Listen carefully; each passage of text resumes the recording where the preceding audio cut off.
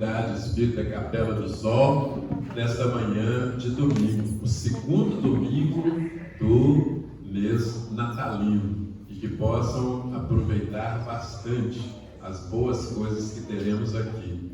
Graças a Deus, ao nosso Pai bondoso, justo e sábio, ao nosso Divino Mestre Jesus, a Maria, nossa Mãe Santíssima de Nazaré, e a espiritualidade amiga que está e continuará conosco. Hoje, a mensagem inicial do livro Momentos de Paz, do nosso irmão Isoldino Rezende, pelo Espírito Ernesto. Felicidade. Viva o dia de hoje com alegria e muito amor. Não carregue ódio em seu coração, nem deseje vingança. Procure libertar-se de todas as mágoas. Não se deslumbre com ilusões que não vão levar você a nada. Procure estar sempre bem consigo mesmo. Não faça do outro o responsável pela sua felicidade, pois a felicidade está dentro de você. Faça sempre aos outros tudo o que gostaria de receber. Sabemos que a vida continua e que do outro lado será feliz tanto quanto houver plantado a felicidade aqui na terra. Quem procura o ódio, por ele é procurado, mas quem procura o amor, por ele é amparado. Afaste-se de todos os pensamentos de aniquilamento e fraqueza. Seja forte e determinado em todas as ações em busca do amor. O amor liberta a alma em busca da perfeição e é o sentimento capaz de conduzi-la à verdadeira felicidade. Linda mensagem, né? Que a gente possa realmente colocá-la no nosso dia a dia. Estimados irmãos e estimadas irmãs, agora nós gostaríamos de chamar nosso querido irmão e companheiro de jornada, Zé Roberto, para fazer a prece inicial. Bom dia, nosso Criador. Vamos louvar ao nosso Senhor Jesus Cristo, nosso Salvador. Vamos louvar a nossa Mãezinha Santíssima, Maria de Nazaré. E vamos também louvar o nosso irmão Chico Xavier. E vamos agradecer ao nosso Mestre Jesus pelas oportunidades que Ele nos dá de estarmos aqui neste instante. Vamos agradecê-lo por nós já temos essa vontade de mudar, essa vontade de fazer o bem. E vamos rogar ao nosso Mestre que possa abençoar a todos nós, aqui presentes, encarnados, desencarnados, e que essa bênção possa chegar aos nossos lares, que essa bênção possa chegar às cadeias públicas, possa chegar aos hospitais, possa chegar naqueles nossos irmãos que estão ao relento, e principalmente chegar aos nossos irmãos que se encontram nas furnas, na escuridão, e que possamos, Jesus, permear sempre nessa sua vibração favorável para continuarmos o caminho do bem. Que assim seja. A Feira do Livro, gente, é a partir do dia 15. Todo ano a Capela do Sol realiza a Feira do Livro Espírita lá na rodoviária, na época do Dia das Mães e agora no Natal. O melhor presente que a gente pode dar, gente, é o livro. Livrinho de mensagem para colocar assim na mesa, colocar no carro, colocar onde a gente precisar. Do banheiro, olha quem está lá no banheiro, pega o livro e pega uma boa mensagem. Então, do dia 15 a 22 de dezembro, de segunda a sexta-feira, de 8 às 20 horas. Ao sábado e domingo, de 8 às 18 horas. Tá bom? Lá no terminal da rodoviária. E tem sempre apresentação de coral, tá? É muito bom. Dario já é de casa, ele é da Casa do Caminho, mas é da Capela do Sol também. E hoje ele vai nos brindar com a palestra O Poder e Suas Misérias. Mais uma vez, seja muito bem-vindo, dando o seu recado, Dario. Um bom dia a todos, que a paz do Senhor, que a misericórdia do Cristo, ela possa fazer moradia em nossos corações. Nós rogamos a Jesus, principalmente, busco inspirações e forças, amparo aos cristãos primeiros, que eles possam nos inspirar, nos auxiliar nessa explanação e falar do Evangelho de Jesus, que reconhecemos, né, que não estamos à altura para tanto. Mas como o nosso irmão anunciou, o tema dessa manhã, o poder de suas misérias. Na obra Memórias de um Suicida, da nossa companheira Ivone Pereira do Amaral, pelo espírito Camilo Cândido Botelho, nós vamos narrar ou extrair imagens de um caso que muito retrata essa questão da miséria ou dessa busca de status, de poder, de riquezas que nós temos, que ainda está latente dentro de todos nós. Acreditamos que a nossa força se encontra nos títulos e nas coisas materiais. Era o século XVII. As primeiras décadas do século XVII, em Toledo, a capital dos visigodos, na Espanha, em um lugarejo, nós vamos encontrar Camilo reencarnado. Camilo nasceu de filhos de nobres arruinados, pobre, agricultor. Desde criança o seu íntimo era tumultuado. Ele almejava sair daquela situação. Iletrado, criança, sonhava com a cidade grande. Ele queria sair daquela limitação material. Então, dentro dele era aquele vulcão. Ele invejava as outras pessoas. Os primos madrilenhos, uns serviam ao rei, outros à igreja. Todos ganhavam bem, todos tinham status, tinham riquezas, tinham casas, tinham castelos. E a sua família arruinada, agricultor. Ele, bronco, desde jovem, sonhava em sair daquela situação, o anseio dentro dele. Assim, quando chegavam as pessoas vindo de fora, ele que ficava arando a terra, pastoreando, tomando conta das coisas rudes. E ainda por cima, tinha um pai muito severo. Um pai que não lhe deixava, que não lhe dava tréguas, não lhe permitira estudar. Queria que ele trabalhasse e que ele tomasse conta da casa e das coisas que pertenciam à família. Aquilo lhe doía muito e ele sonhava em crescer. Ele sonhava em ter riquezas, em ter nome, em ver, né, o seu nome brilhando no mundo também. Mas não tinha. Um belo dia, ele então toma coragem e resolve confessar, abrir seu coração para sua mãe. Porque para com o pai não tinha condições. O pai muito severo, não queria que aquele menino sonhasse, que ele vivesse a praticidade, que ele fosse um homem, que ele fosse honesto, que ele continuasse ali. E não lhe permitia sequer expressar os seus desejos.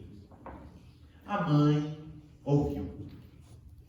De início, ela também não concordou com a postura dele, porque sabia que teria conflitos para com o pai.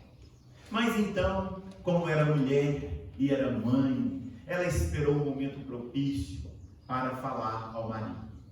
E foi falar. Quando falou, foi rechaçada. E ainda pior, aumentou os castigos em cima de Camilo. Aquilo lhe deixou mais chateado. Ele passou de ojeriz a ter raiva do pai, não gostando do pai, não querendo aquela vida.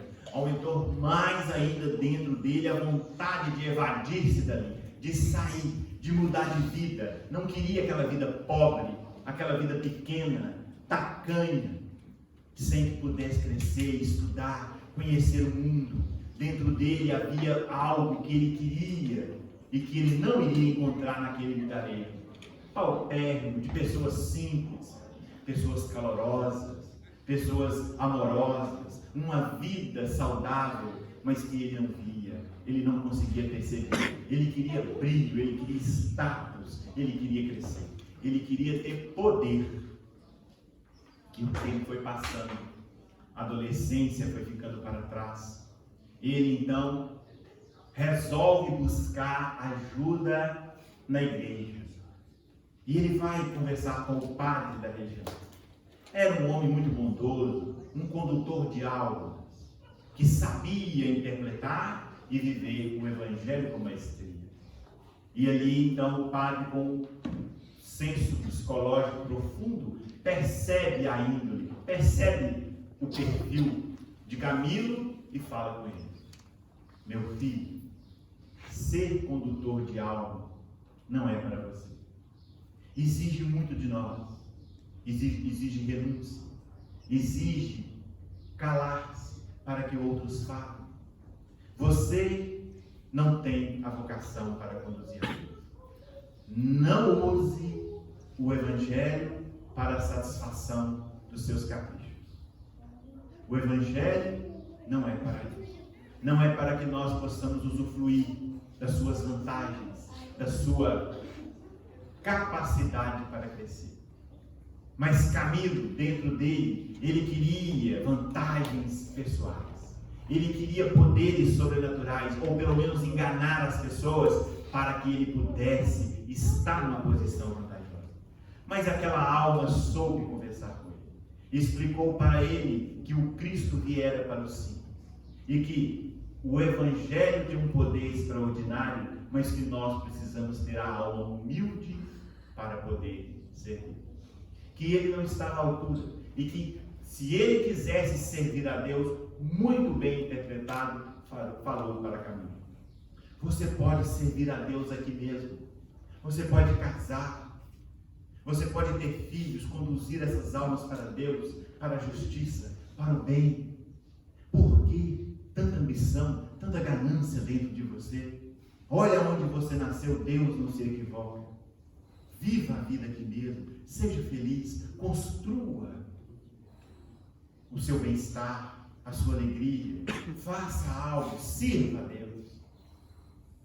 O padre falou com tanto sentimento e com tanta sinceridade para aquela alma, que arrefeceu aquele ânimo exaltado, e ele resolveu então acalmar o seu íntimo e procurar se estabilizar ali mesmo, vencer as dificuldades do lar, vencer-se a si mesmo, e resolveu então que ele poderia arrumar então uma companheira, casar, ter filhos, e começou então a planejar essa linha de raciocínio.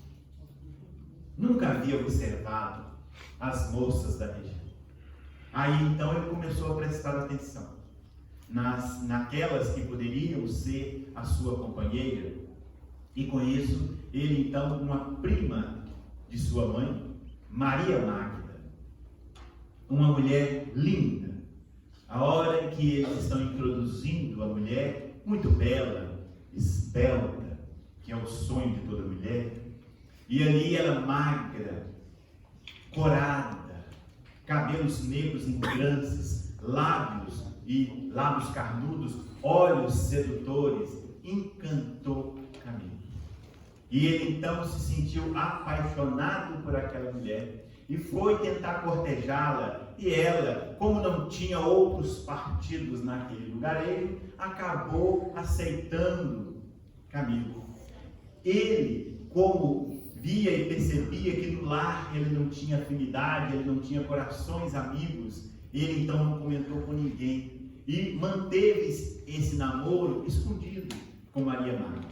Mas amou-a de paixão, gostava dela, já estava estabilizado, sonhando em ter filhos, em construir a vida ali, em ser feliz. Quando a vida lhe oferece obstáculos, aporta-se naquele lugarejo um primo do seu pai, dito conde da província, Jacinto de Ornelas Luiz, um militar, 25 anos, bonito, bem aprumado, capa de camurça, bigodes fartos, a espada, o copa dourada, o chapéu largo dava-lhe um ar de herói. Assim não foi difícil para Maria Magda escolher entre Jacinto, que era um da roça, um bronco, e entre Camilo e Jacinto, aliás, que era um militar dito nobre, cheio de haveres, e Camilo foi preferido. Jacinto não voltou para Madrid sozinho, levou Maria Magda na garupa.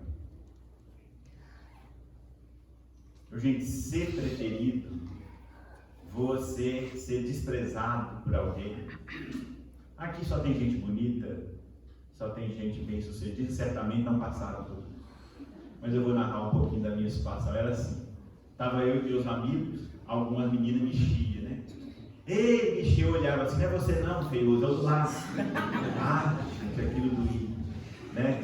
Você arrumar namorada, que dificuldade.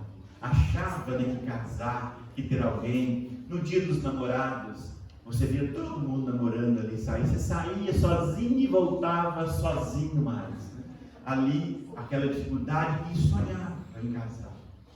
Acreditava que aquilo era o néctar, né? A ponto de eu pensar assim, meu Deus, isso é uma coisa de outro mundo, né? A ponto, fulano está namorando.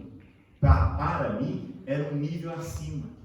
A ponto de eu perguntar à minha irmã, quando ela começou a namorar, o que vocês falam? O que é conversar? O que é fazer isso? Ela falou assim, nós conversamos coisa comum, eu fui ficando decepcionado. Depois conversava sobre isso, sobre aquilo, gente, mas é assim que é namorar? Eu vi aquela cena, né, daquela mulher assim fazendo, e ele romântico, eu imaginava que saía coisa dali assim, espetacular. Eu namorei 6 meses. Meu amigo me chamou, né, vamos namorar com 2 meninas, né? E aí nós estávamos namorando. Aí depois eu falei com ele assim, ah, Vaguinho, não vou namorar mais não, porque tá ruim, porque eu vou, a gente sai, prepara, mas eu vou acabar largando ela. Eu falei, por quê? Será que não vai dar confusão? Não, ele falou comigo. Eu falei, não vai dar não, eu vou largar, eu vou parar de namorar com ela, porque também ela não sabe. Ou seja, iludia, ficava naquela coisa. Acabou que eu arrumei, casei, hoje eu estou vendo que não tem felicidade nenhuma. Mas tá bom. Assim mesmo. Ou seja, você está por fora, você está ensinado, gente, aquilo em caminho doeu demais. Aquilo, ou seja, voltou nele de novo, então a vontade de ser alguém. Porque ele perdeu para Jacinto cantar. A Maria Magda não teve dúvida e preferiu ao seu coração Jacinto. Camilo voltou aquele ódio e ele determinou dentro dele que ele iria crescer, que ele iria superar Jacinto em poder, em riqueza e em influência. E ele iria chamar a atenção de Maria Magda, nem que seja para odiá-lo. E assim, ele falou, não vou consultar sacerdote nenhum, não vou deixar que ninguém venha com falácia para tirar o meu propósito de vida. O pai vem a morrer, a desencarnar, a falecer, facilita os seus propósitos que o pai poderia interpor. A família era perseguida pela igreja, eles eram arruinados porque o pai era tendente à reforma. Na época a igreja muito forte com a Inquisição, com o Santo Ofício, e no caso eles, né, o pai e a mãe, tendente à reforma, os protestantes, os hugonotes, e a igreja vigiando, e o rei vigiando, então eles eram perseguidos. Mas ele então vai no padre de novo e pede ao padre que lhe ensine a ler e a escrever. O padre muito culto ensina para ele. Fala para a família que ele estava auxiliando os afazeres da igreja e ele ensinou a ler e escrever. Ele encantou. E ao mesmo tempo ele conheceu a força da igreja. o braço da igreja que não tinha limite, a influência, a força. Ele se encantou e falou assim: é aqui que eu vou ficar. E conseguiu uma alma determinada, mas submissa, ao extremo, submisso, ou seja, missão abaixo, ou seja, então ele fazia, ele ia cedendo, ele ia servindo, acabou que ele foi crescendo, ele foi ganhando postos na igreja. De tanto almas más foram lhe utilizando e ele foi crescendo, mas aí no final dos seus 15 anos, ele mentiu, ele caluniou, ele roubou, ele matou, mas ele cresceu. Ele então entrou para a igreja. Não queria conhecer as biografias dos cristãos primeiros, de Paulo, de Estevão, de João, para não poder se tocar com as lições morais contidas ali. Ele preferia conhecer a história, as questões intelectuais da igreja, para poder impressionar as pessoas, mas as lições morais ele fugia, os exemplos, e assim ele foi ganhando status na igreja. Ele gostou tanto daquilo que ele acabou esquecendo de Maria Magda e Jacinto. Passaram-se 15 anos. 15 anos. Quando um belo dia entra na igreja e ele é obrigado a apertar a mão por questões políticas de Jacinto. Quando então ele vem a saber que eles haviam retornado. Ele, que tinha ido para a Holanda em missão militar, voltara para a Espanha e estava ali agora, quando Camilo viu novamente a Maria Magda, a paixão voltou de novo. De bela que ela era, agora 15 anos depois, ela estava mais bela ainda, com os seus 34, 35 anos, ela estava em plenitude, uma mulher linda, formada, os traços. E aquilo voltou de novo, o ódio, a inveja, o ciúme e a paixão por Maria Magda. E ele então resolve usar o seu corpo de espiões que tinha para poder vasculhar a vida de Maria Magda e Jacinto. Descobre que Jacinto era amado, tinha filhos, viviam em harmonia, mas tendentes à reforma, que foi, explicando um pouco, né? A igreja, devido aos seus abusos, devido à cobrança de indulgência, a igreja foi abrindo o seu leque e perseguindo, maltratando, mandando muita gente para fogueira, médicos então, e ao mesmo tempo usufruindo, cobrando das pessoas, inclusive o perdão do céu. Eles faziam cena de mostrando o seu avô, a sua mãe morrendo, queimando no inferno, né? E ali, se você comprasse a liberdade deles no céu, você tirava, né, o seu pai, a sua mãe, alguém que estava no inferno, a peso de ouro. É um negócio extraordinário, você não sabe se ele saiu, não tem como reclamar, mas o fato é que assim a igreja foi crescendo. Aí houve o que? Martinho Lutero, João Calvino, né? Eles começaram então padres contra a igreja e brigando, ou seja, a reforma, mudando, e aí acabaram de criar o protestantismo. Eles, então, adeptos do protestantismo, sendo perseguidos pela igreja. Camilo soube disso, e nisso foi começando então a cortejar novamente a Maria Magda, oferecendo a ela recursos, oferecendo a ela prestígio. Eu sou poderoso, hoje eu tenho recurso, eu posso fazer que a sua família toda fique bem, desde que você fique comigo, nem que seja por um dia. A mulher, escudada nos valores reais de uma esposa nobre, foi lutando, foi rechaçando, até que chegou um ponto que Camilo já não estava respeitando mais nem o marido e ficava dando de cima dela, mesmo na frente do marido, e ele percebeu, ela teve que confessar as investidas daquele sacerdote em cima dela. E ele nisso falou com ele, e falou assim: olha, a igreja é muito forte, nós precisamos então pensar numa maneira de fugir, de sair daqui. Veja bem o quanto a igreja era poderosa. Ele era militar, ele estava a serviço do rei, mesmo assim, eles tinham que ser. E eles então tentando planejar, já havia conversado com os superiores para ir embora do país. Mas o corpo de espiões que a igreja e que aquele servidor do Santo Ofício tinha, hoje em dia os militares com os seus P2 não conseguem fazer o que eles faziam, de tanta maestria, tinha informações precisas, e ele descobriu o plano de fuga, interceptou cartas, pegou provas, denunciou ao Santo Ofício como eles fossem traidores da igreja e prendeu Jacinto.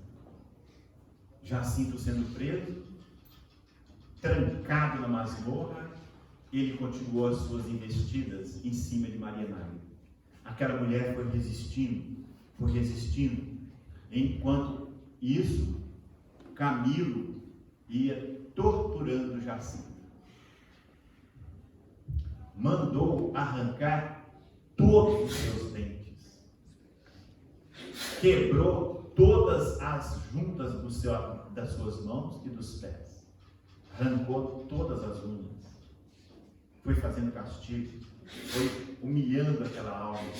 Um homem vigoroso, bonito, já estava um trapo de gente.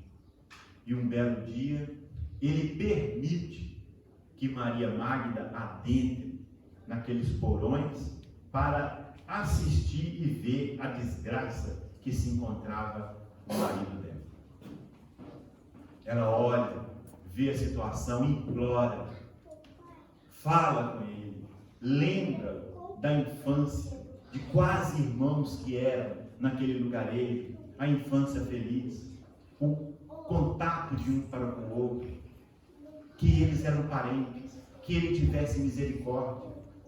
Era a alma querida de sua alma, libertasse o seu marido, que ele não usasse de recursos escuros, era um representante de Deus na terra. Para que fazer aquilo?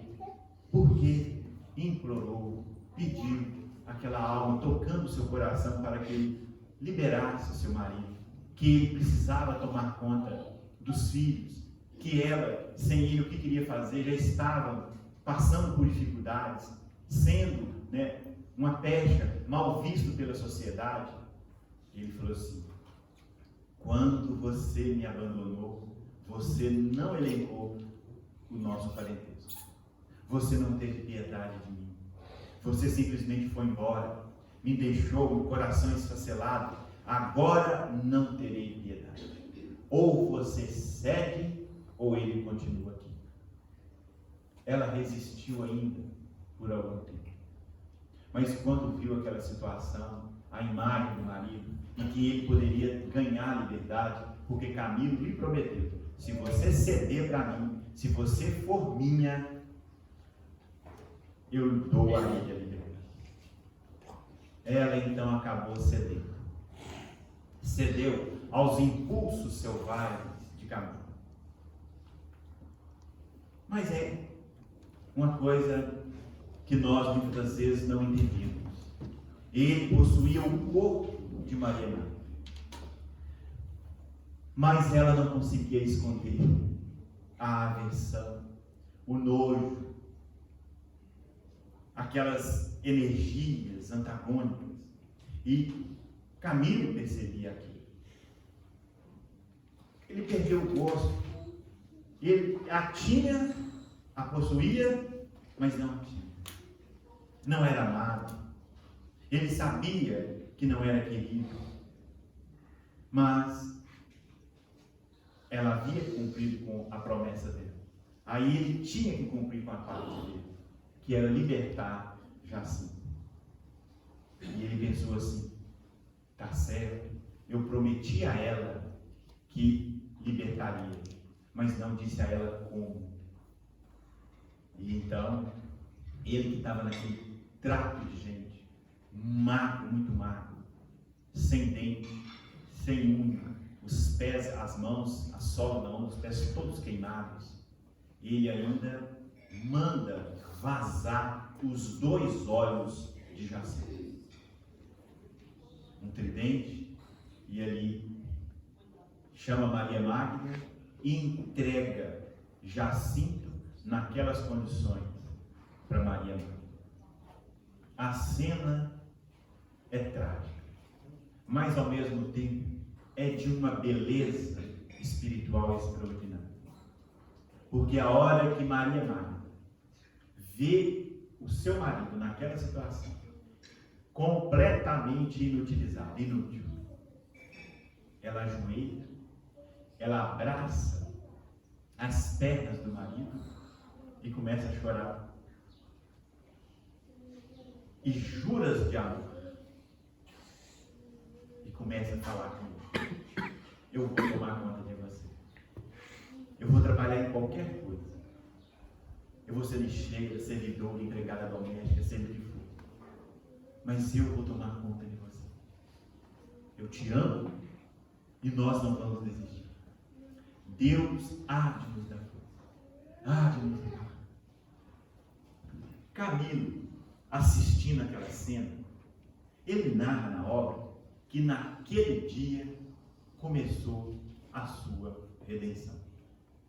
E ao mesmo tempo, ele pôde dimensionar o que é títulos do mundo, o que é poder mudando e valor real. Porque ele ainda continuava no poço, continuava forte, continuava com poder, mas se sentiu o mais miserável dos seres. Porque ele viu a força do amor. Ele viu a capacidade de quem ama, de quem perdoa, de quem supera a dificuldade. Ele viu que a força e a riqueza estavam ali, e não na condição que ele se encontrava.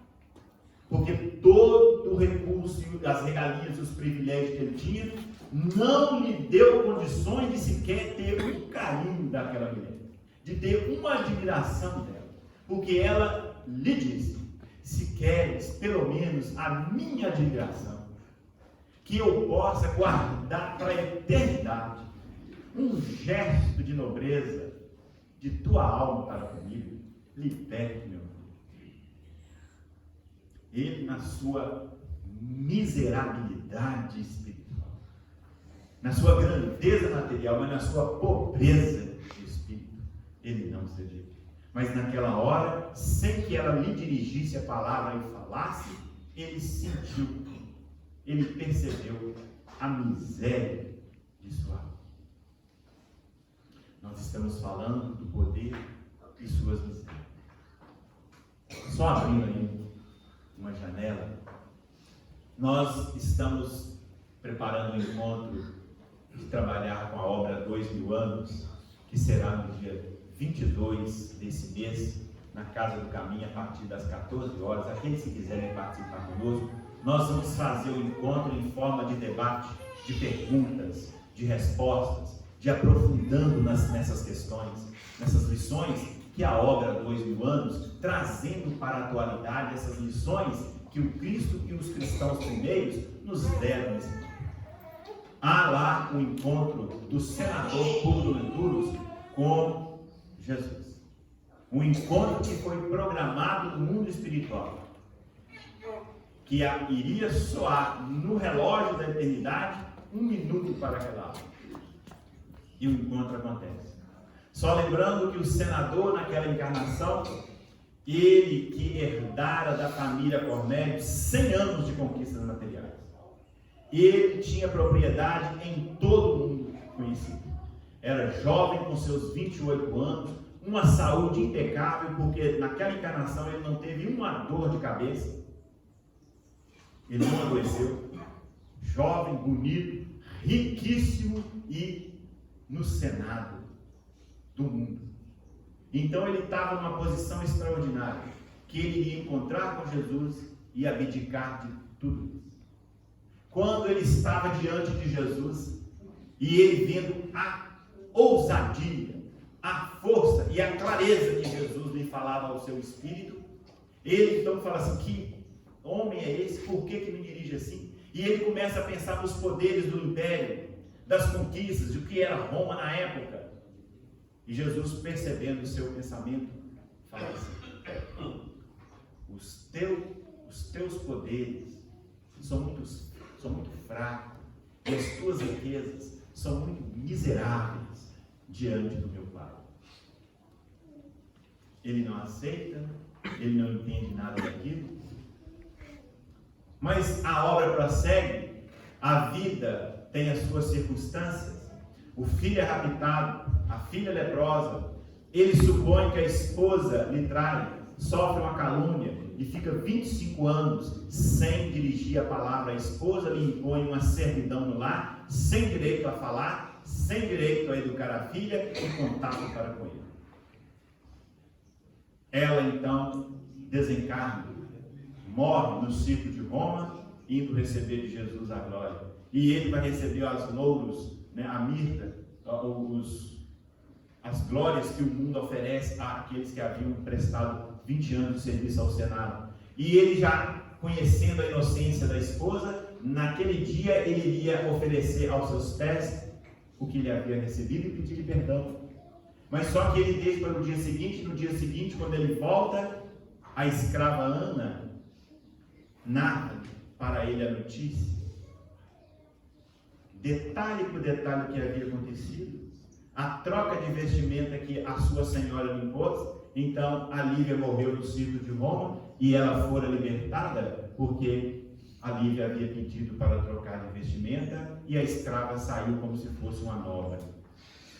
Contando para o senador, naquela hora, Emmanuel, o Espírito Emmanuel, fala assim: o senador sentiu a dor mais profunda de sua miserável existência. Miserável. Nós não conseguimos enxergar assim. Mas nós vamos percebendo que, em verdade, Cristo nos trouxe a força real. Uma hora em que nós vamos acompanhando Paulo de Tarso, também bem colocado aqui na terra. Bonito, bem nascido, falava 4 idiomas, cidadania romana, formado na formação grega, filho do povo escolhido, do povo judeu. Ele estava na nata do poder, na nata. A hora então que ele encontra e tenta submeter a sua força a um jovem agricultor chamado Gesiel e depois Estevão, ele fica indignado, porque ele não consegue influenciar aquela alma. E aí, diante da defesa do Sinédrio, que ele humilha, que ele tenta de todas as formas ganhar em hermenêutica, em argumentação daquele jovem, perde todas, ele o esmurra de cima para baixo, perdendo completamente as estribeiras. E ele então fala para aquele jovem: não reages, covarde, o seu mestre ensinou apenas a apanhar. Ele fala assim: a paz difere da violência, tanto quanto a força do Cristo diverge da voz. Aquele jovem, em outras palavras, falou com ele assim: olha, a sua força não tem força sobre mim, o seu poder muito fraco não consegue me influenciar. Faça o que quiser, mas eu estarei bem sempre. Essa é a força do Cristo. É isso que nós estamos buscando hoje na doutrina espírita. Nós fortalecemos a nós mesmos. Nós temos poderes reais. Nós sermos imperturbáveis. Nós temos paz, serenidade, segurança real. E não a conta bancária gorda, que pode mudar de uma hora para outra, que pode se esvair, pode perder o valor. E muitas das vezes nós, junto com isso, nós perdemos a paz. Nós perdemos a serenidade. Então, o poder real que o Cristo nos trouxe é da compreensão do teu Evangelho. É de entender o mecanismo da vida e qual o nosso papel nas circunstâncias que nós estamos vivendo. Coisa que Camilo começou a perceber naquele momento.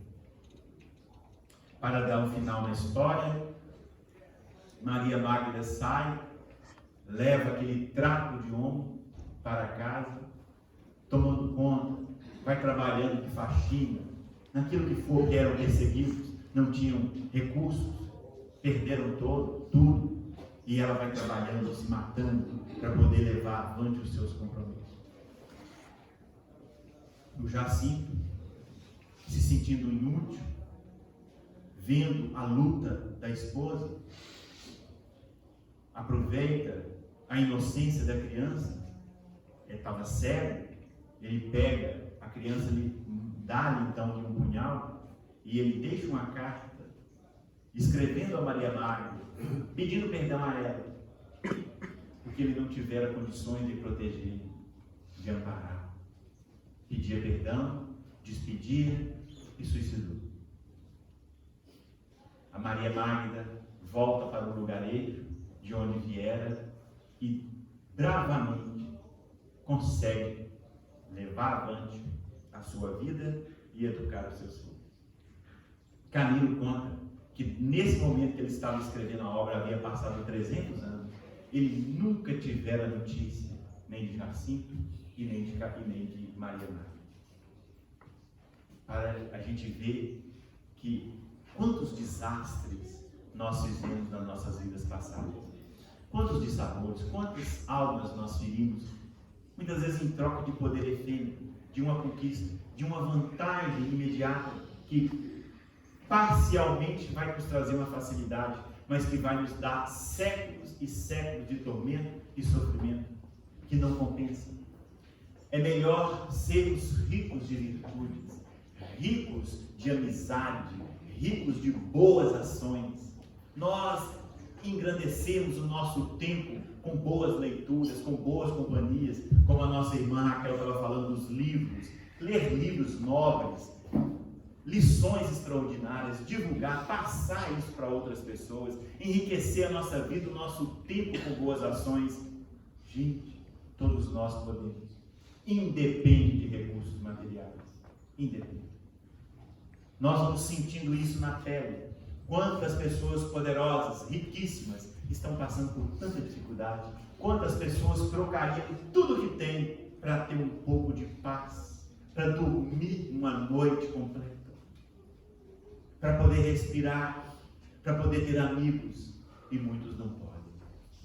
Mas ao mesmo tempo não têm coragem para dispor, para fazer daquilo que tem uma cascata de benefícios e luzes em benefício das pessoas, que é a maior riqueza que nós podemos ter.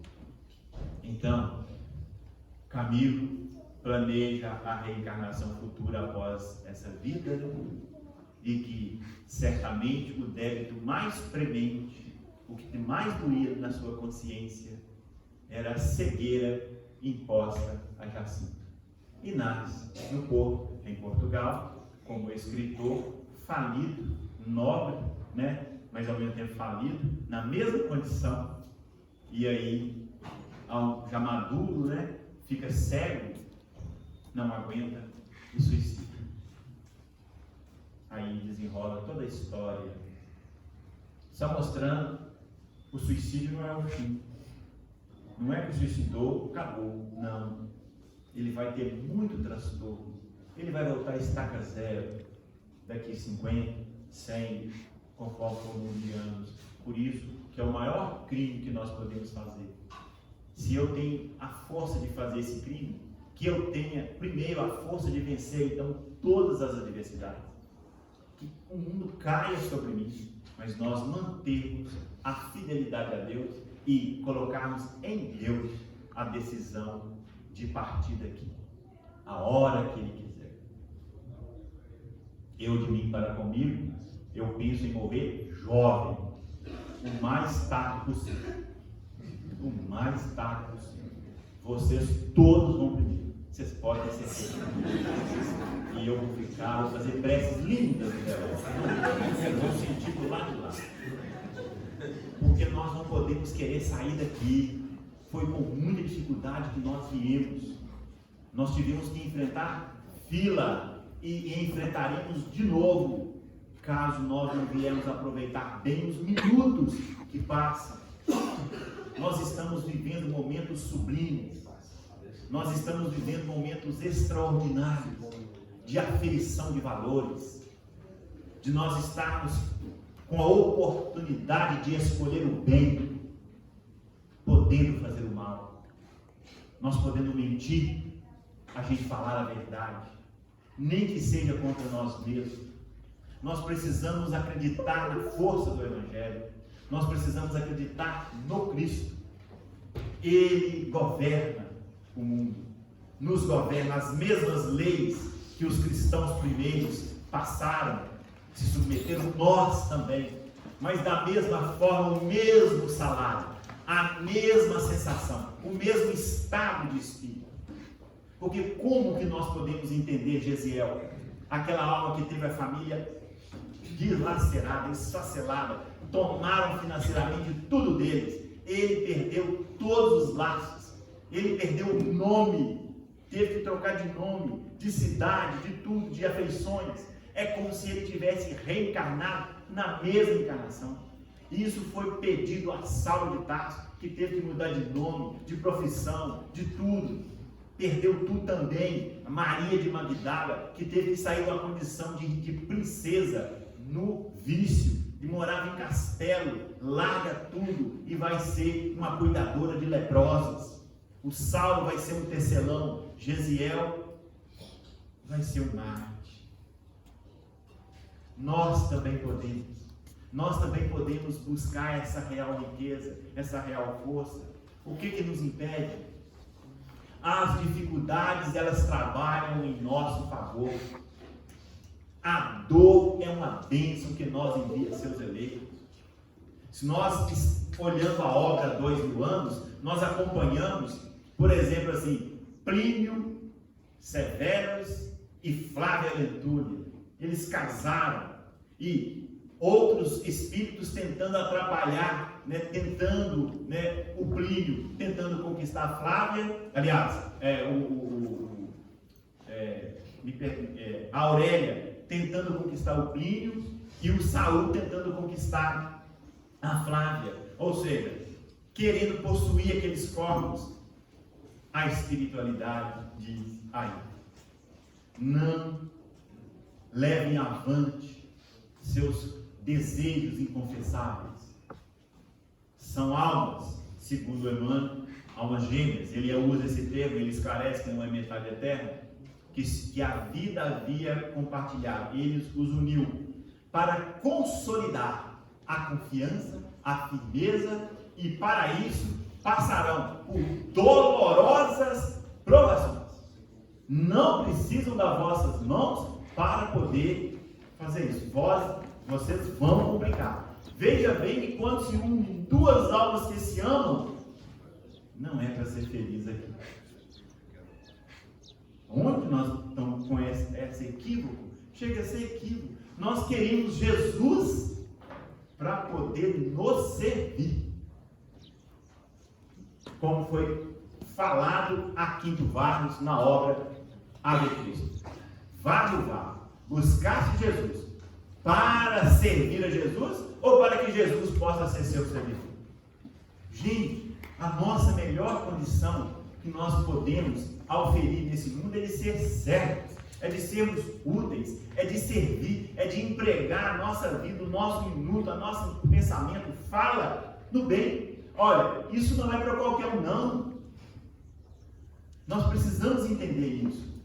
O momento que passa, ele é extraordinário. Todos nós que adentramos dentro de uma casa espírita, nós estamos sendo convidados à felicidade. Mas a felicidade real, e não essa felicidade falsa, tensa, essa que nós estamos tendo medo de perder, essa que assim, eu dou pro meu marido, pra minha esposa, meu outro não pode olhar, não pode ir, se ele me largar, se meu filho morrer, gente, que instabilidade, vai dando uma agonia, vai dando uma ansiedade, nós vamos adoecer, buscando religiões para poder realizar ou resolver caprichos. Não, nós estamos aqui para buscar valores reais e eternos, aqueles que ninguém nos tira. Essa é a força, e o Evangelho tem condições de nos dar isso, se nós assim pensarmos e assim buscarmos. É extraordinário, é muito nobre, mas nós esquecemos das lições que o próprio Evangelho nos mostra. Nós não somos aqueles escolhidos, não. Nós não somos aqueles preparados, não. As lições são claras. Na parábola do festim das bodas, mandam chamar aqueles que estavam sendo convidados. Não quiseram ir, mandam, renovam, eles matam. Aí o que fala? Vai nas encruzilhadas. Traga bons e maus. O último chamado. Ô gente, nós somos esses maus que entraram. Na parábola dos trabalhadores da última hora, no último giro daquele patrão, ele manda chamar aquela outra turma. Somos nós. Quase que nós nem estaríamos participando da vinha. Pensemos nisso. Valorizemos a oportunidade que a vida está nos dando de nós conhecermos o Evangelho, de nós conhecermos uma outra vida, de nós sabermos que nós não somos daqui, de que nós temos uma trajetória, uma caminhada, de que nós não podemos ficar reincidindo dos nossos mesmos erros, de nós não podemos ficar extravasando as nossas imperfeições, vivendo-as, deixando elas ganharem força dentro de nós, e sim ter domínio sobre elas, domínio sobre nós mesmos. Não ficar buscando títulos, valores, para poder ter projeção nessa terra, para poder achar que somos alguém. As coisas materiais não nos fazem. Nós podemos ter, nós podemos usufruir e devemos buscar a melhor posição que nós pudermos, mas sem ferir a ninguém. Um centavo é do outro, é dele. Não tomar. Sermos honestos, sermos verdadeiros. Assim nós seremos fortes. Aí é que eu fui entender a frase de Saulo de Tarso. Na corrente, a força está no elo mais fraco. Aonde eu sou fraco, é que eu sou forte. Na minha mazela, é que eu posso fortalecer. É naquilo que eu acho que eu sou frágil, é que eu vou fortalecer. A hora em que a vida estiver me pisando em mim, é eu falar assim: o que mais você tem a fazer? Porque isso não está me atingindo. A hora em que a vida estiver cobrando de nós a compreensão das circunstâncias da vida e da lei, é isso que nós temos que entender, a real força. Por isso que o Espírito Emmanuel fala assim: o poder é uma ilusão na cabeça do homem, assim como a beleza é um engodo no coração da mulher. Que nós possamos pensar nisso, que nós possamos refletir sobre o Evangelho, que nós possamos aproveitar as adversidades para nós fortalecermos a nós mesmos, para nós sermos fortes, fortes na dificuldade, fortes diante da adversidade, para que nós possamos estarmos bem. E nós veremos, aliás, vocês vão ver primeiro, na hora que morrer, na hora que chegar no mundo espiritual, e olhar para dentro de si e não ter nada a se escorar, porque tudo ficou aqui, veremos o quão o Evangelho de Jesus é necessário aos nossos corações. Muita paz a todos. Muito obrigado. Nós vamos receber mais uma vez aqui na Capela do Sol o nosso irmão Isoldino Rezende, que vem nos brindar hoje estudando a mediunidade consciente. Jesus nos abençoa, nos dê a sua paz. Nós pedimos licença, a espiritualidade amiga, pedindo o amparo de todos eles aqui presentes. E depois dessa linda palestra desse nosso irmão, que eu vi só um pedacinho, mas vou te falar, valeu a pena, viu?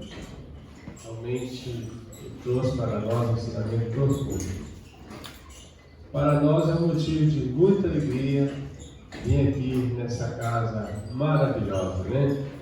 A gente fica muito feliz de encontrar vocês, o Sr. Roberto, os amigos da coordenação, da direção da reunião, da casa, todo mundo. A gente fica muito feliz de ver a dedicação desses nossos irmãos aqui nesse trabalho tão bonito que a Capela do Sol faz e dedica ao tratamento espiritual no domingo, neste horário, né? A gente sente a presença dos benfeitores espirituais aqui. Esta casa representa uma colônia espiritual onde tem dado todo amparo ao pessoal aqui da cidade, né? De Sete Lagoas. E a gente fica muito feliz de reencontrar os amigos encarnados e desencarnados. Esse tema que nós vamos falar, ele é muito importante para nós. Porque a questão da mediunidade, vocês pensam assim, eu não sou médico porque eu não vejo espírito. Eu não escuto os espíritos falando através de mim. Mas eu vou falar para vocês uma coisa, tá? Não é só quem vê espírito e quem escuta espírito que é médium, não. Quem é médium é todas as pessoas que pensam. Todas as pessoas que pensam é médium. Se todas as pessoas que pensam é médium, não tem ninguém que não tem mediunidade. Todo mundo tem mediunidade. Porque o veículo de se comunicar com os espíritos é o pensamento. E o veículo dos espíritos se comunicar conosco é o pensamento. Então todos nós somos médiuns. Só que uns têm a mediunidade mais ostensiva ou mais aflorada, ou vamos falar assim, tem mais mediunidade, outros têm menos, né? Uma linguagem bem simples para todo mundo entender. Tem umas pessoas que têm a mediunidade de sentir os espíritos. Mas sentir assim, não é ouvir, é sentir. O que é sentir? É fácil nós entender isso. Por exemplo, você está bem, de repente você começa a sentir uma dor nas costas e acha que é a coluna. Ou de repente você sente um peso nas costas aqui, como se tivesse uns 100 quilos nas suas costas. Não tem nada. Qualquer mal-estar que você vai sentir de uma hora para outra, sem motivo orgânico nenhum, é a influência dos espíritos em nossas vidas. E vou contar para vocês uma coisa que aconteceu comigo quarta-feira agora. Não, quarta não, foi segunda-feira. Segunda-feira, na reunião mediúnica. Eu tenho reunião mediúnica segunda e quarta.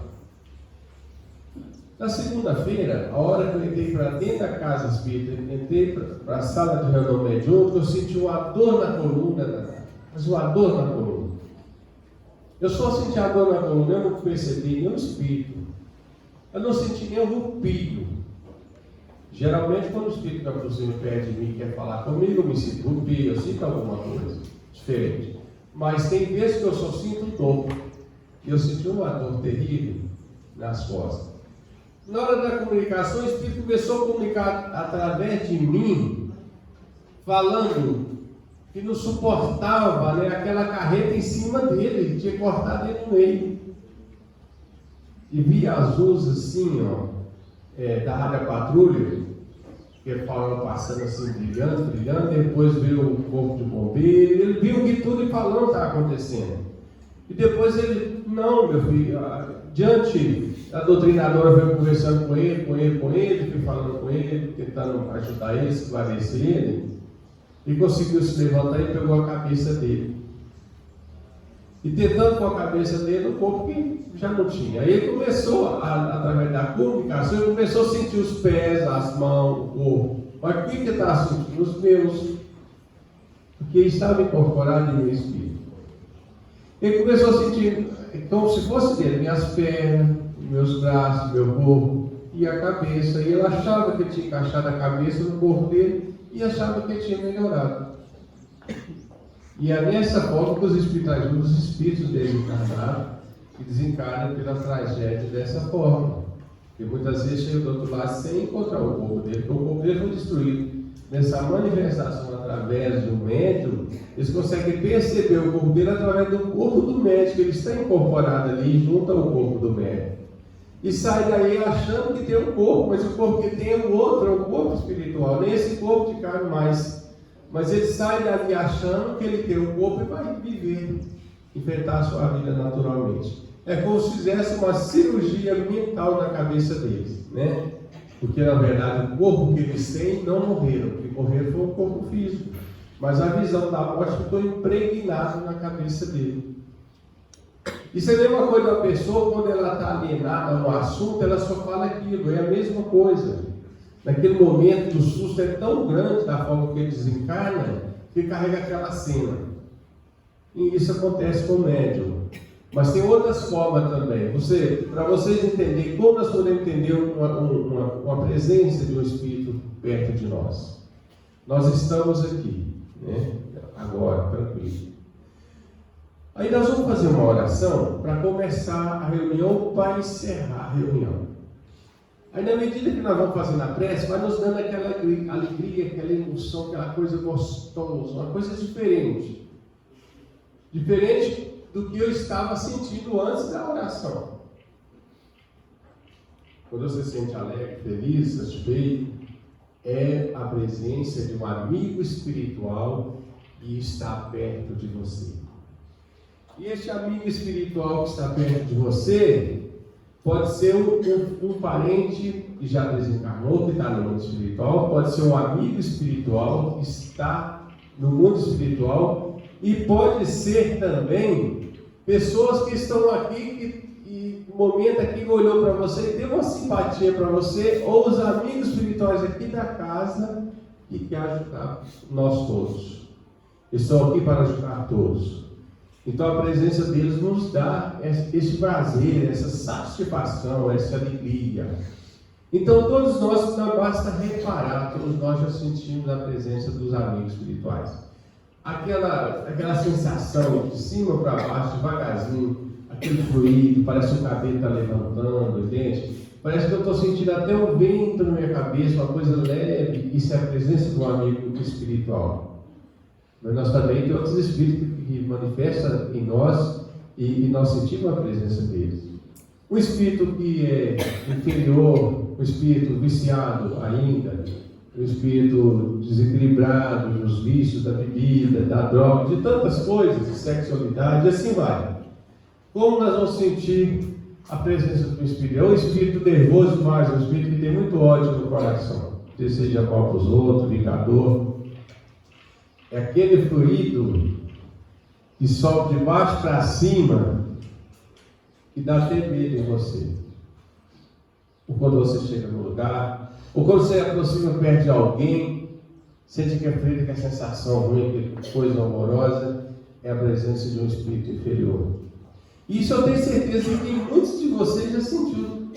Tanto faz essas influências dos espíritos bons como dos espíritos ruins. Quem aqui nunca sentiu um fluido assim, você vai passar num lugar, um determinado lugar, ou uma situação qualquer, alguém brigando, discutindo, te dá o seu cabelo começa a subir todinho, aquela coisa, te dá até um pouco de medo. Todo mundo aqui já sentiu isso. Então todos nós somos médicos. Mas o que é importante para nós é sentir, não é só sentir não, o importante nós é saber. Para saber o quê? Saber lidar com isso. Quando isso acontecer conosco, o que nós temos que fazer? Recorrer a uma prece, pedir a Deus para aqueles espíritos que estão em volta de você, que estão por ali onde você está passando. Espíritos que somente estão precisando de ajuda, de esclarecimento. Através de uma prece você vai poder ajudar eles. E através de uma prece você vai evitar também a ser influenciado por esses espíritos. Você já observou no lar também, às vezes você começa a discutir com o marido, uma coisa assim, aí a coisa vai modificando, de repente vocês estão querendo brigar. Aí depois vão parar, mas vem cá, qual o motivo que nós estamos querendo brigar ou qual o motivo que nós brigamos? Porque ele chegou com as pessoas e pisou dentro de casa. Aí você vai pensar, meu Deus, mas será que era motivo de eu brigar por isso? Depois, se você tiver com a cabeça calma, você vai ver que não era motivo, mas aconteceu. Por quê? Porque naquele momento vocês dois foram influenciados por esses espíritos que não querem a paz no lar, né? Então basta nós observar. Mas vamos começar o nosso tempo, né? A gente estudando a mediunidade consciente, né? O que é o médium? O médium está ali sentado. Tomar cuidado para não cair aqui, né? O médium está ali sentado. Ao lado do médium, ele se afasta do corpo físico, o seu perispírito. Perispírito, gente, é um corpo que nós temos, que nós utilizamos quando dormimos, saímos com ele. E quando desencarnamos, é o corpo que nós temos, é aquele que a gente sai no sonho. Esse nós vamos continuar tendo ele, mas esse aqui fica. O perispírito não está preso ao corpo físico, porque quando a gente dorme, a gente consegue ver as coisas, encontrar com as pessoas, sonhar e ver tanta coisa. Se não, se tivesse preso, nós não via nada disso. Mas quando dormimos, ele pode sair desse corpo, porque a consciência sai junto com esse corpo espiritual. No momento que eu estou falando aqui, a consciência está dentro desse corpo físico, utilizando esse corpo físico para falar. Mas no momento que eu durmo, esse corpo físico está dormindo, essa consciência que está falando aqui, que sou eu, vai se comunicar através desse outro corpo que se chama perispírito. Aí esse aí se afasta um pouco do médium, do físico, do corpo físico, e o espírito aproxima e é feita a ligação. O que é a mediunidade consciente? Mediunidade consciente, quase todo mundo tem. É uma mediunidade comum. E ela é muito difícil, porque você às vezes não sabe se é você ou se é os espíritos que estão falando. Quando eu comecei na reunião mediúnica, o que aconteceu comigo? Os espíritos chegavam perto de mim e ficava bravo, xingava, nem estava nervoso, vinha aqueles pensamentos de xingar, de bater na mesa, de falar palavrão.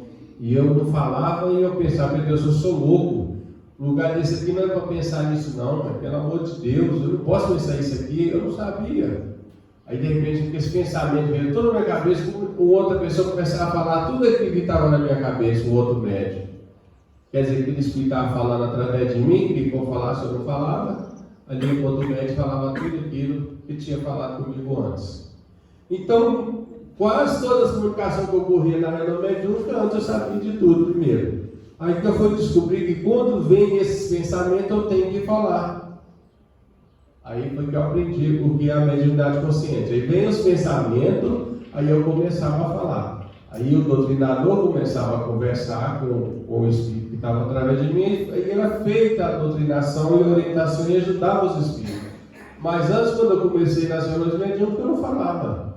Porque eu achava que o pensamento é meu, porque eu sou médium consciente. Então é isso, a dificuldade do médium consciente é porque não sabe se aquele pensamento é dele ou se é do espírito. Mas na medida das experiências, dos estudos que você vai tendo, das comunicações que vão acontecendo, você vai descobrindo o que é o pensamento seu e não é o pensamento seu, né? Mas uma coisa mais fácil de nós entender, para a gente saber se aquele pensamento é nosso ou se não é, é fácil. Nós estamos falando aqui em Jesus, não é? Mas de repente chega alguém aí e começa a olhar para mim aqui e vê um pensamento, mas esse cara é doido, esse cara, ele vem com os pensamentos estranhos, esse cara é estranho. Aí começa a reparar coisas que eu não sou acostumado a reparar. Eu não sou acostumado a reparar defeito nos outros. Aí de repente vem na cabeça de vocês e começa a reparar defeito em mim. Então não é você que está querendo esse pensamento de reparar defeito em mim, mas sim esse espírito que está ao seu lado, que está usando o seu próprio corpo físico para reparar e ver essa situação, né? Então, gente, isso é uma forma de nós identificar o nosso pensamento, porque isso é bom para todos nós. Não precisamos ser médicos, estar na reunião mediúnica para a gente saber disso não. Você sabe por quê? Porque todos nós precisamos de orar e vigiar. Jesus nos ensinou orar e vigiar. Vigiar o quê? Nós temos que vigiar os nossos pensamentos. Mas vigiar os nossos pensamentos é saber o quê? É nos conhecer qual que são os nossos pensamentos e qual que não são. Porque na hora que vir esse pensamento, eu não vou ficar brigando comigo, mas vou orar, pedir ajuda para esse irmão que está ao meu lado jogando esse pensamento negativo em mim. E não vou seguir esse pensamento porque eu sei que não é meu. Eu vou cortar a sintonia com esse espírito, né? Isso é a primeira parte. Vamos continuar. Então vocês entenderam, né? Então ele se afasta um pouco do corpo para que o espírito possa comunicar através dele, né? Assim é feito a comunicação. Mas a mediunidade consciente, o espírito chega perto de mim aqui e fala assim: que a paz do Senhor esteja convosco, meus irmãos. Confia em Jesus, Ele está presente. Vamos supor que falou isso. Eu falo essa palavra. Depois que eu falar essa palavra, ele vai falar outra. Aí vai falar outra, e vai falar outra. E assim vai formar a mensagem. Essa é a mediunidade consciente. Ele não vai chegar aqui e falar 4, 5 palavras para depois ou eu escrever ou eu falar. Não, ele vai falar a primeira. E assim a psicografia é a mesma coisa. Ele não vai chegar aqui e trazer a mensagem toda escrita para depois o médico copiar, não tem jeito. Ele vai trazer as primeiras palavras, segunda, terceira, a quarta, até chegar ao final da mensagem. Por isso que o médico tem que confiar nele e na espiritualidade, porque se não confiar nele e não confiar na espiritualidade, ele não vai conseguir passar a mensagem, né?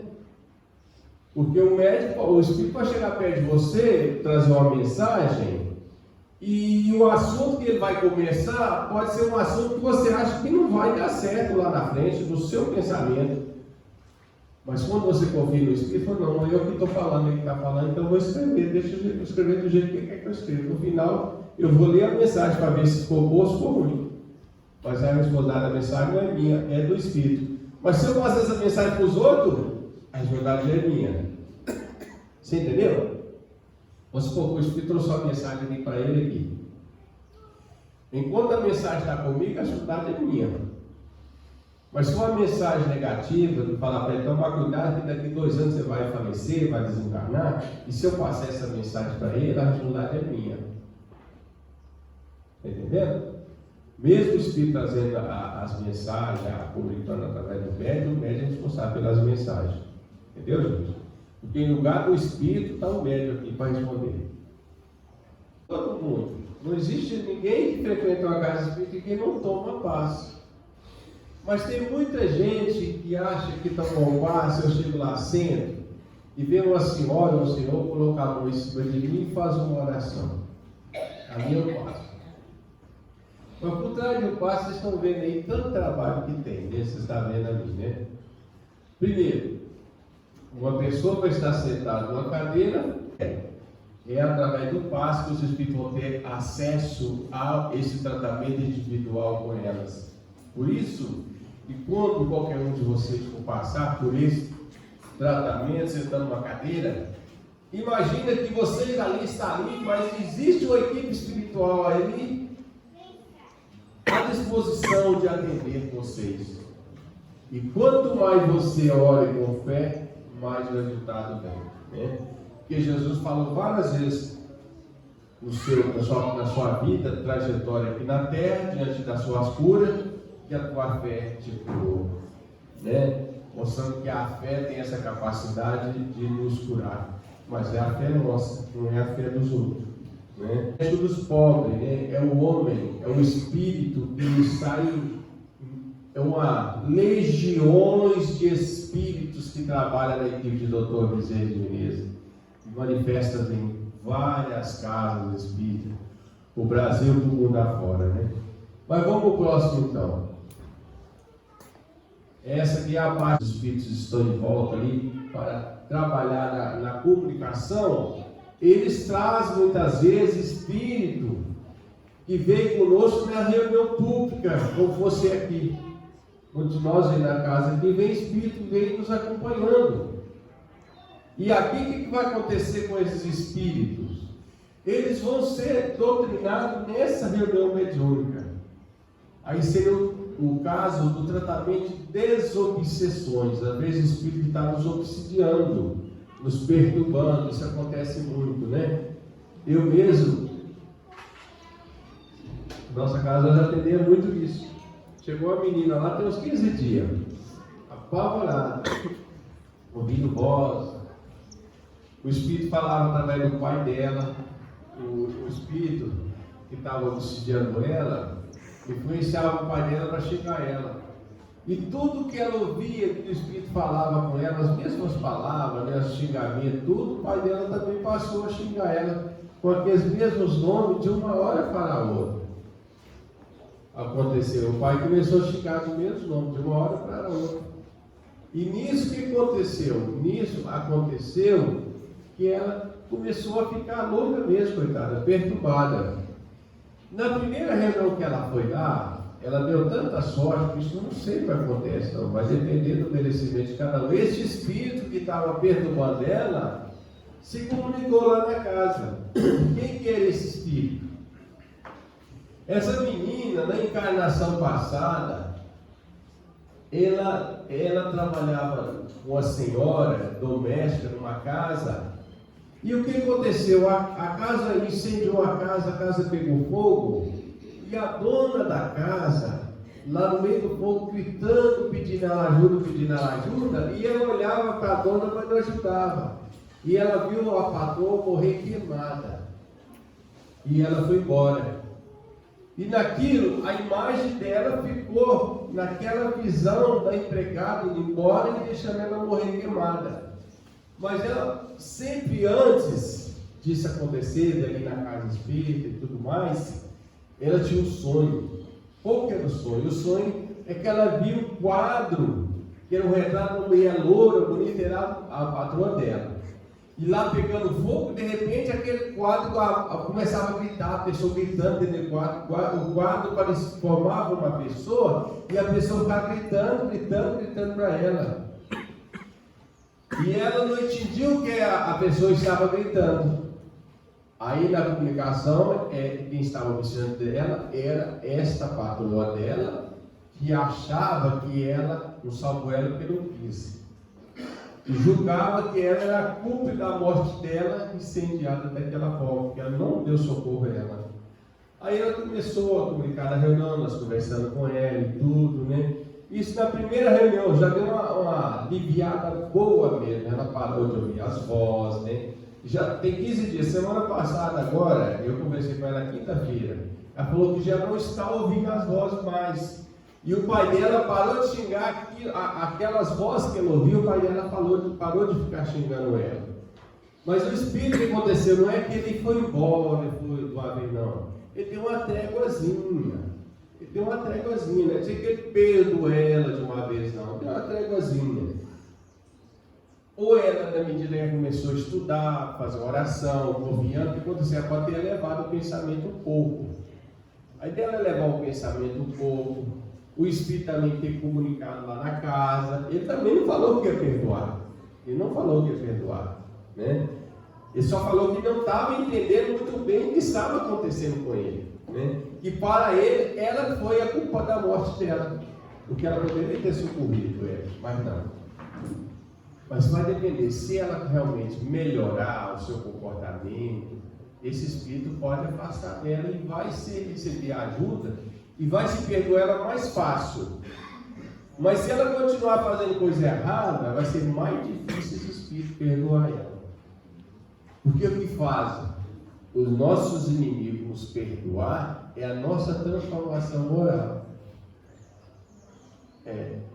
É nós deixar de fazer aquilo que nós fazemos. Não, realmente vamos perdoar ele, coitado. Ele parece que melhorou, parece que regenerou. Nem vou perdoar. Tem tanta mulher que perdoa o homem, quando às vezes o homem traz, faz muita bagunça, aí fica quietinho com a alminha lá, fala, vou perdoar ele, olha lá, ele melhorou e consertou. Assim também são todos seres humanos, não tem diferença, né? Mas vamos lá.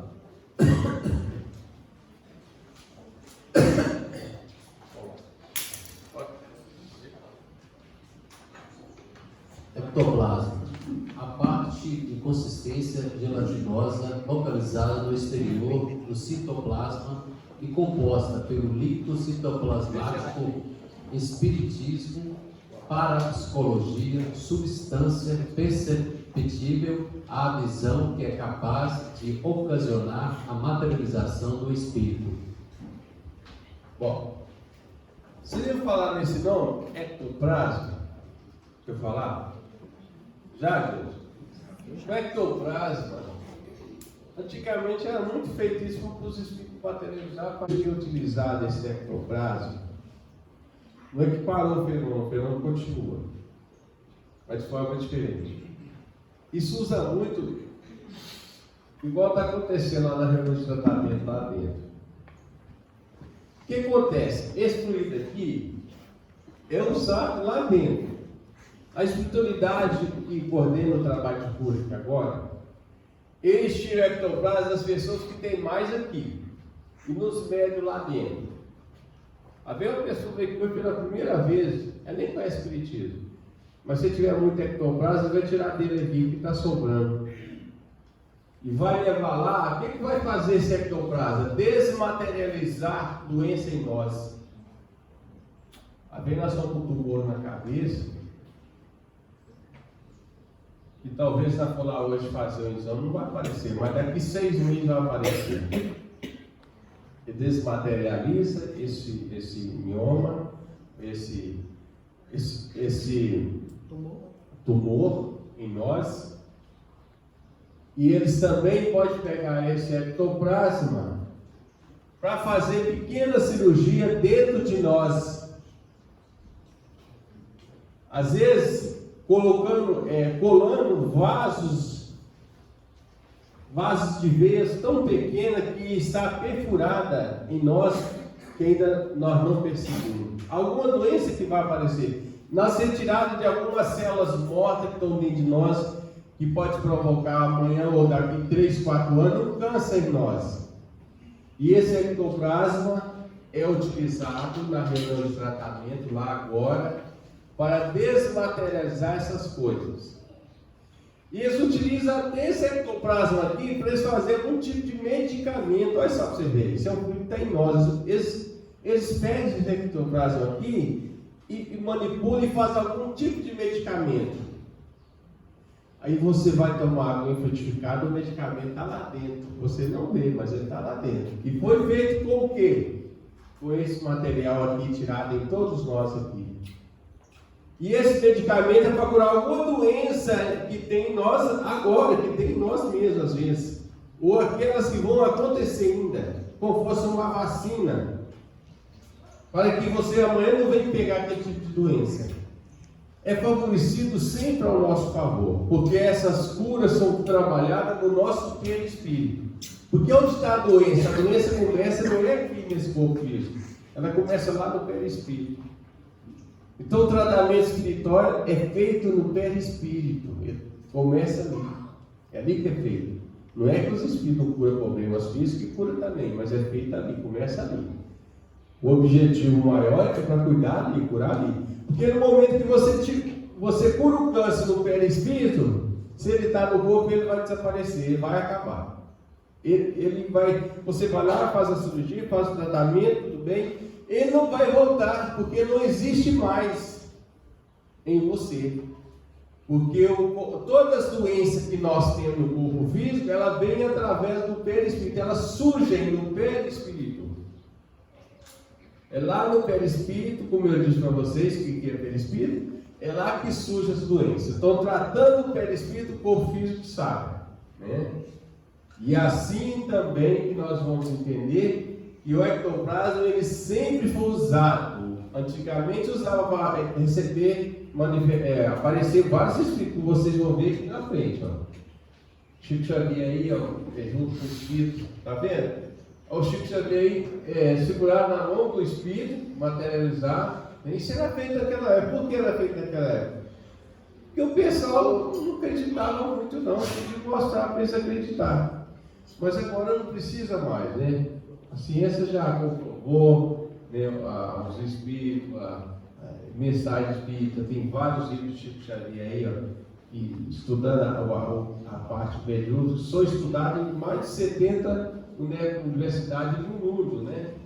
Então é um fenômeno conhecido, mas o ectoplasma hoje é utilizado muito bem para curar as doenças, nós mesmos, nos tratamentos espíritas, ou caso até que não tem tratamento espiritual, o ectoplasma é utilizado também, porque os espíritos continuam fazendo o trabalho, né? Mesmo que nós não tenhamos uma casa espírita, mas não temos tratamento como aqui tem, mas às vezes o espírito continua ajudando da forma do merecimento de cada um de nós, né?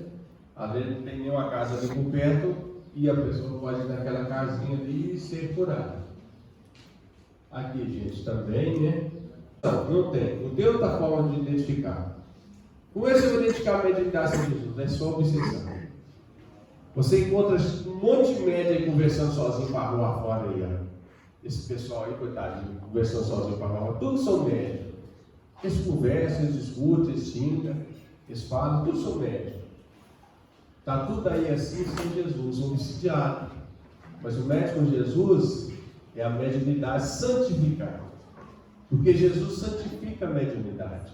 Né? Porque os dons que Deus nos deu é a mediunidade. E a mediunidade dos dons que Deus nos deu é para que nós podemos ajudar o próximo. E a mediunidade com Jesus é Chico Xavier, curando os outros, ajudando os outros, consolando. Aqui está atendendo todo mundo, pessoas. Jesus e o modelo para nós agora é Chico Xavier. Qual médico você conhece aqui na Terra que você pode seguir como modelo? Isaldino é, né? Mas Chico Xavier é, tá? Esse é o modelo que nós temos, né? Aqui está uma reunião de tratamento espiritual à distância. Já ouviu falar desse reunião de tratamento espiritual à distância? Já? Pois é, aqui está uma reunião de tratamento espiritual à distância. Essas reuniões de tratamento espiritual à distância, os médios, não precisa ser muita gente, inclusive ali tem 4 médios, né? 4 médios essa reunião. A pessoa faz uma oração, lê o evangelho, deita numa cama, fica ali em meditação, para que abaixa a luz, aí os espíritos vão lá e vai fazer a cirurgia. Mas esse, em tratamento espiritual, você não precisa deitar em cama nada não, tá? Pode ficar em pé. E cirurgia espiritual também, os espíritos também fazem em pé, não é só deitado não, viu gente? Essa reunião tem muitas em casas espíritas. Aqui tem uma reunião dessa? A distância? Tem. Sim. Tem, né? Tratamento espiritual à distância. A distância, né? Pois é. Tá vendo? Isso aqui é o trabalho fora de série. Está acontecendo nesse momento. Está acontecendo nesse momento, junto com o tratamento daqui, né? Não, por outra sala. Pois é, mas é no mesmo horário, né, do tratamento aqui. Pois é, tá vendo? Então isso que é importante. Você Agora nós estamos com os passes e ao mesmo tempo o tratamento à distância. Tá? Pois é, então aqui é feita uma reunião de tratamento à distância. E o espírito vai e vai ajudar todo mundo. Então assim é feito o trabalho na casa espírita, né? Não para não. E outra coisa, nós vamos embora aqui daqui a pouco, né? Mas os espíritos vão continuar aqui, meu filho. Não aqui que nós estamos vendo, nem nas dimensões espirituais disso aqui. Porque nós estamos vendo essa casa aqui, no mundo espiritual, isso aqui é uma casa dessa aqui. Esse tamanho é salão que nós estamos vendo aqui. Não estão vendo esse salão que nós estamos aqui? No mundo espiritual, esse salão é 1000 vezes maior que esse aqui. Então aqui é uma colônia espiritual, uma coisa imensa. Milhões de espíritos são atendidos numa casa dessa por ano, né? Milhões de espíritos são atendidos numa casa dessa por ano, né? Ainda mais com esse tratamento à distância ainda, né? Porque a pessoa que está lá fazendo tratamento, de onde ela está? Estou lá fazendo tratamento para mim. Eu penso na minha mãe que está lá em São Paulo doente. Os espíritos chegou lá aqui, eu pensar na minha mãe. Aí vai o outro lá, onde está minha mãe? Ajudar minha mãe.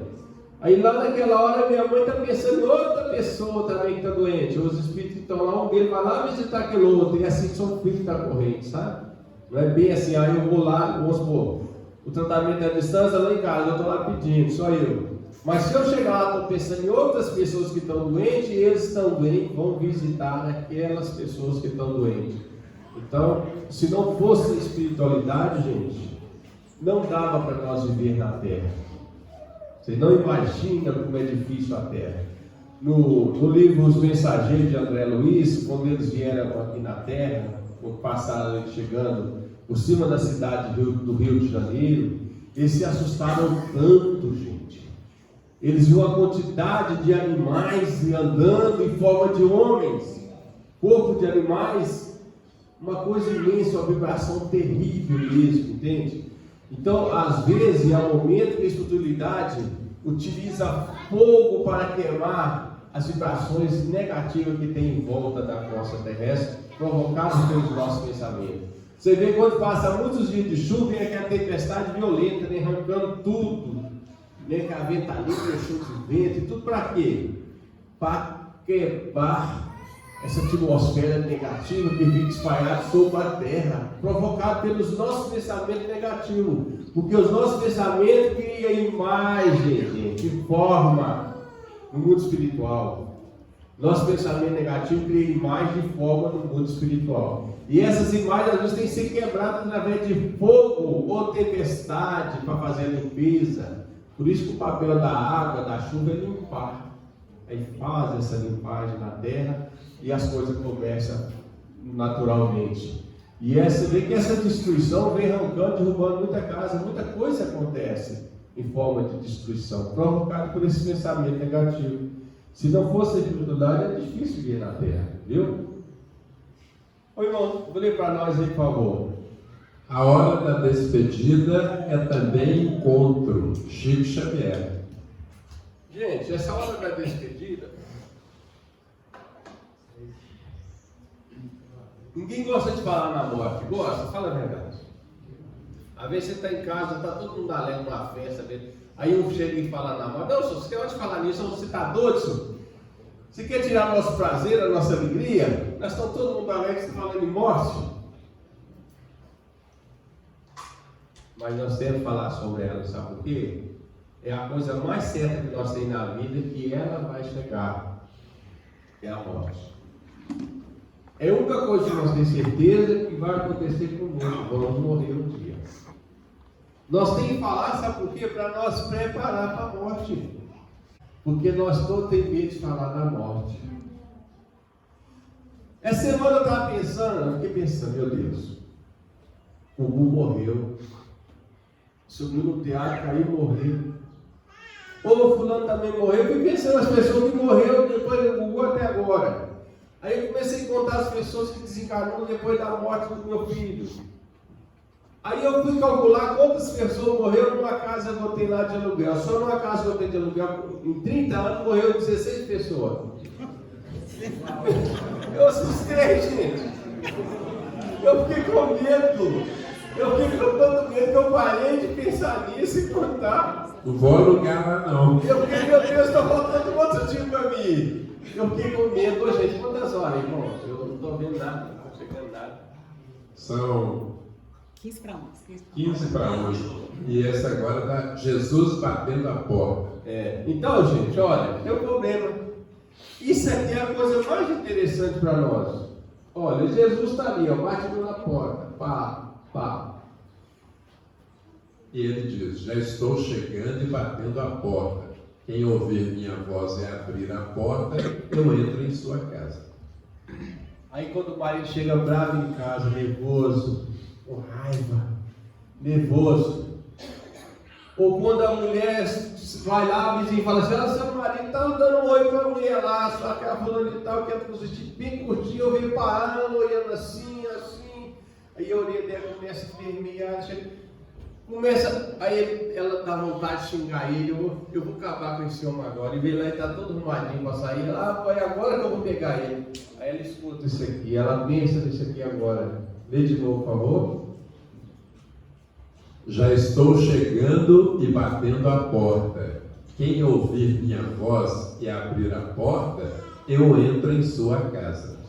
Aí você vai decidir agora, se vai abrir a porta para Jesus, ou vai se abrir a porta para o seu marido, ou se vai abrir a porta para sua vizinha. Abrir a porta para o seu marido, para sua vizinha, é xingar ele e brigar com ele agora. Abrir a porta para Jesus é silenciar, fazer uma oração, calmar, pedir a Deus, paciência. E o que de decisão é essa que a gente toma geralmente? Hein? Isso que é o problema.